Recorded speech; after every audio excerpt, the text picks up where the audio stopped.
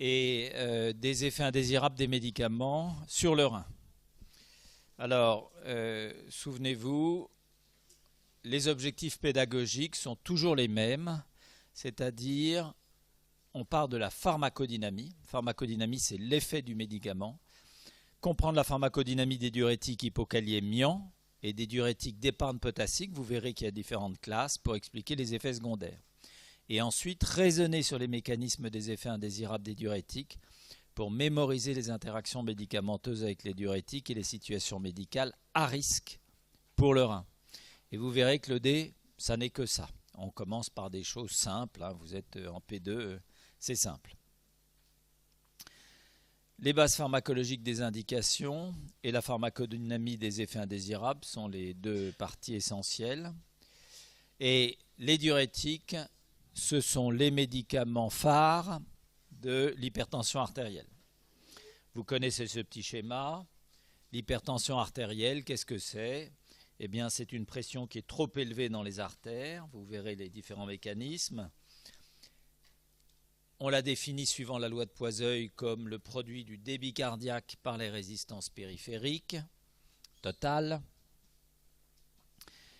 RPT pour résistance périphérique totale. Et donc vous comprenez bien que si, pour une raison ou pour une autre, cette hypertension étant une maladie plurifactorielle, les résistances ou le débit cardiaque augmentent, la pression monte. En jaune, ce qui est évidemment lié au diurétique, c'est-à-dire la quantité de sel, la volémie, plus vous mangez salé, plus vous augmentez votre volémie, et puis la sensibilité au sel. On n'a pas tous la même sensibilité au sel. Alors, on va aller dans le sens inverse des aiguilles d'une montre. Le poids et l'obésité sont liés non seulement à la quantité de calories, l'absence d'exercice physique, etc., mais aussi à l'eau et au sel. Et tout ça aboutit à une augmentation de la pression artérielle. Mais le poids et l'obésité amènent à la résistance à l'insuline. Et la résistance à l'insuline amène à augmenter le tonus sympathique. Mais on peut très bien avoir une hypertension avec un tonus sympathique excessif qui est peut-être lié au stress, mais indépendamment du stress, c'est une maladie presque génétique ou en tout cas particulière à certains individus pour augmenter le tonus sympathique. Et tout ça, ça va aboutir à quoi ? Ce carré-là, qui est absolument majeur, contraction artérielle, vasoconstriction artériolaire. Ça, je vous l'ai dit quand je vous ai fait en cardio, les antagonistes calciques, les inhibiteurs d'enzymes de conversion, les antagonistes des récepteurs de l'angiotensine et les bêta-bloquants. Je vous l'ai dit 4 fois et je vous le dis une 5e fois parce que ce tableau s'applique finalement à chacune de ces classes pharmacologiques. Donc, qu'est-ce que vous voyez dans la vasoconstriction artériolaire ? Qu'elle est d'abord fonctionnelle. Fonctionnelle, ça veut dire que tout d'un coup, vous avez un excès de ligands, un excès de substances endogènes qui va contracter les vaisseaux. Et le premier, c'est l'angiotensine 2. Angio, vaisseau, tensine, je contracte. Contraction, très puissant vasoconstricteur. Au passage, il y a un vasoconstricteur dont on vous parle relativement peu, qui est l'endothéline. On vous en a peut-être parlé un moment, que vous retrouverez dans une autre forme d'hypertension, qu'on appelle l'hypertension artérielle pulmonaire. Mais là, on n'en parle pas dans l'hypertension artérielle systémique. Les catécholamines, bien entendu, adrénaline, noradrénaline. Et donc, je vous ai mis un petit schéma qui vous montre une coupe d'artère, si vous voulez, dont vous voyez la lumière se réduire. Simplement, la surface de la paroi n'a pas bougé. On appelle ça un remodelage fonctionnel aigu. Moins de lumière, plus de difficultés à l'éjection, plus d'augmentation en résistance périphérique, augmentation de la pression. Mais tout de suite à côté, donc ce tableau, je vous l'ai déjà expliqué 3 ou 4 fois, mais c'est très important de le recommencer chaque fois. Tout à côté, vous avez des anomalies qui ne sont plus fonctionnelles, mais structurales. Structurales, ça veut dire qu'elles se sont fixées, qu'il y a eu un remodelage, que les cellules musculaires lisses, la matrice extracellulaire, tout ce qui constitue la paroi artérielle, s'est réorganisé. Et donc globalement, vous en avez 3. Un, la raréfaction, les toutes petites artérioles ont disparu. Ça fait autant de moins de systèmes de perfusion d'organes, donc autant plus de résistance périphérique, de l'épaississement que vous voyez ici. Et ça, ce n'est pas un épaississement fonctionnel, c'est purement structural, c'est-à-dire qu'il y a eu hypertrophie de la paroi qui a d'elle-même réduit la lumière. Et donc, il faut toujours bien séparer ce qui est augmentation des résistances périphériques fonctionnelles, sous l'influence des médicaments, et structurales au long cours, évidemment, en réponse à ces médicaments, mais cela a entraîné juste de la vasoconstriction, cela a entraîné aussi de l'hypertrophie. Donc on revoit en jaune nos trois éléments sur le sel, la sensibilité au sel et la volémie, pour bien nous indiquer que les diurétiques ont plutôt cet effet-là. Deuxième indication très importante des diurétiques, l'insuffisance cardiaque congestive. Je vous ai fait un cours général sur le système rénine-angiotensine dans l'hypertension et l'insuffisance cardiaque. Vous avez peut-être oublié, vous reverrez vos notes. Mais globalement, qu'est-ce qu'on dit? On dit un cœur défaillant est insuffisant à éjecter un bon débit dans le système artériel. Cette baisse du débit cardiaque est sentie par les reins.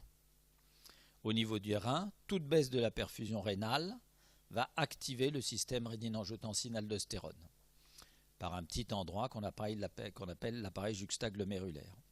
Donc, libération de rénine, fabrication d'angiotensine 2, sécrétion d'aldostérone et réabsorption hydrosodée. Et malheureusement, le rein fait l'inverse de ce qu'il faudrait faire, c'est-à-dire qu'il augmente encore la volémie. Donc la pression veineuse augmente, mais elle est inadaptée parce que le cœur a beaucoup de mal à pomper cette augmentation de pression veineuse. Donc la fraction d'éjection qui est déjà insuffisante, ça baisse encore. On augmente la pression capillaire pulmonaire et on aboutit à ce qu'on appelle de l'œdème aigu du poumon.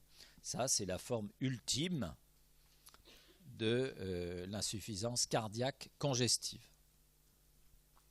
Donc retenez deux indications majeures, l'hypertension artérielle, l'insuffisance cardiaque congestive, et puis il y a une forme où il faut donner des diurétiques, cette fois-ci par voie intraveineuse et non pas par voie orale, qui est l'œdème aigu du poumon. Et puis vous avez d'autres états qu'on appelle œdémateux, et on vous en reparlera dans les différentes spécialités. Le syndrome néphrotique. Qu'est-ce que c'est que le syndrome néphrotique? Le syndrome néphrotique, c'est une augmentation de perméabilité de la membrane basale glomérulaire aux protéines. Une anomalie immunologique infectieuse qui fait que tout d'un coup, cette membrane basale glomérulaire qui devrait être un bon filtre n'est plus un bon filtre. Les protéines passent. Il y a de ce qu'on appelle de la protéinurie, de l'albuminurie. Et comme vous savez qu'on a besoin d'une certaine quantité de protéines pour retenir le liquide interstitiel dans le secteur intravasculaire, eh bien il y a fuite.